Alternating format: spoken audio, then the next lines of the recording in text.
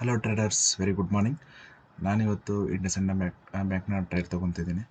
So exact ನೆನ್ನೆ important candle ಇದೆ, significant candle. So exact ಆ ಲೆವೆಲಿಂದನೇ ಬ್ರೇಕ್ ಇನ್ಸೈಡ್ ಬೈ ಆಗ್ತಿದೆ. ಇದು ತೊಗೊಳಕ್ಕೆ ಒಂದು ರೀಸನ್ ಇದೆ. ನಿಫ್ಟಿ ವೀಕ್ಲಿ ಹೈ ಮೇಲ್ಗಡೆ ಟ್ರೇಡ್ ಆಗ್ತಿದೆ, ಸೆಕ್ಟರ್ ಕೂಡ ವೀಕ್ಲಿ ಹೈ ಮೇಲ್ಗಡೆ ಟ್ರೇಡ್ ಆಗ್ತಿದೆ, ಮತ್ತು ಒನ್ ಡೇ ಫ್ರೇಮಲ್ಲೂ ಹೈಯರ್ ಆಗಿದೆ ಸೆಕ್ಟರ್ ಆ್ಯಂಡ್ ನಿಫ್ಟಿ. ಇದು ಲೋವರ್ ಲೋ ಆಗಿದೆ. ಸೊ ಇವತ್ತು ನಿಫ್ಟಿ ಬ್ರೇಕ್ಔಟ್ ಕೊಟ್ಟಿದೆ. ಸೊ ಇವತ್ತು ಸ್ಟ್ರಾಂಗ್ ಓಪನಿಂಗ್ ಆಗಿದೆ. ಇದು ಕೂಡ ಮೇಲೆ ಹೋಗಬೇಕು. ನನ್ನ ಇಂಪಾರ್ಟೆಂಟ್ ಕ್ಯಾಂಡಲ್ ಮಾರ್ಕ್ ಮಾಡಿಕೊಂಡೆ, ಸಿಗ್ನಿಫಿಕೆಂಟ್ ಕ್ಯಾಂಡಲು. ಕರೆಕ್ಟ್ ಎಕ್ಸಾಕ್ಟ್ ಆ ಲೆವೆಲ್ಲೇ ಬೈ ಆಗ್ತಿದೆ ವಿತ್ ವಾಲ್ಯೂಮ್.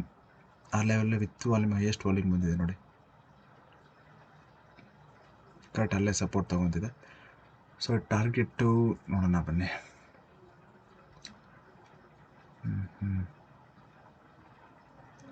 ಟಾರ್ಗೆಟು ಮೊನ್ನೆ high, first target. Second target ಆ ಹೈ ಗ್ರೀನ್ ಕ್ಯಾಂಡಲ್ ಇದೆಯಲ್ಲ, ಆ ಹೈ ಕೂಡ ಬ್ರೇಕ್ ಮಾಡೋ ಚಾನ್ಸಸ್ ಇದೆ.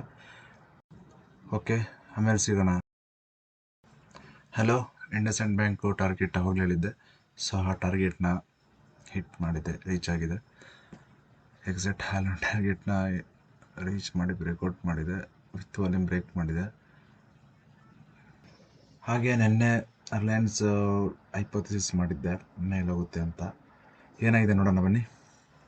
ಹಲೋ, ಮಾರ್ನಿಂಗ್ ಒಂದು ಟಾರ್ಗೆಟ್ ಹೇಳಿದ್ದೆ 29,012.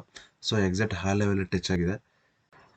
ರಿಲಯನ್ಸ್ ಸಪೋರ್ಟ್ ತೊಗೊಂಡಿದೆ. ಸೊ ನಾಳೆನೂ ಕೂಡ ಮೇಲೆ ಹೋಗಬೇಕು. ಸೊ ನಾಳೆ ಸಿಗೋಣ. Thank you, bye bye, take care.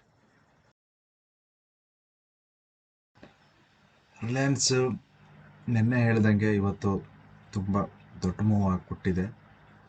ಇದರಿಂದ 3G ಅನಾಲಿಸಿಸ್ ಇದೆ. ನಾಳೆನೂ ಕೂಡ ಹೋಗೋ ಚಾನ್ಸಸ್ ಇದೆ. ನಾಳೆ ಸಿಗೋಣ. Thank you, bye bye, take care.